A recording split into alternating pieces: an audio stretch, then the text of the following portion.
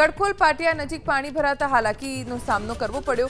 ગ્રામ્ય વિસ્તારમાં સારો વરસાદ છે, જેથી ખેડૂતો ખુશખુશાલ જોવા મળ્યા।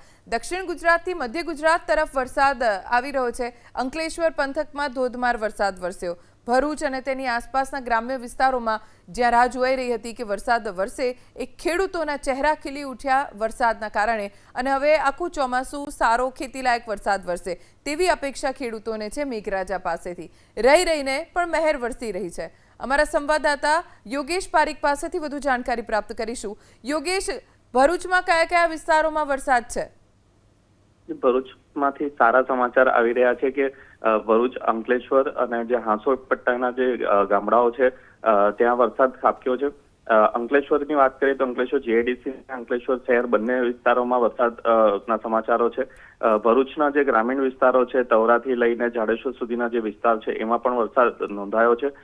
હાંસોટના ઈલાઓથી લઈને જે હાંસોટ ગામ સુધી પણ વરસાદ નોંધાયો છે। જી આભાર યોગેશ જાણકારી આપવા માટે। તો ભરૂચમાં વરસાદી માહોલ છે, કેટલાક વિસ્તારોમાં વરસાદ પડ્યો છે, હજી કેટલાક વિસ્તારો રાહ જોઈ રહ્યા છે સારા વરસાદની, કેટલાક વિસ્તારોમાં વાદળછાયું વાતાવરણ છે। ગડખોલ પાટિયા નજીક પાણી ભરાઈ ગયા, જેના કારણે અહીંયાથી પસાર થતા રાહદારીઓ, વાહન ચાલકોને મુશ્કેલી પડી। પણ ગ્રામ્ય વિસ્તારમાં વરસાદ વરસ્યો, જેના કારણે ખેડૂતો ખુશખુશાલ જોવા મળ્યા।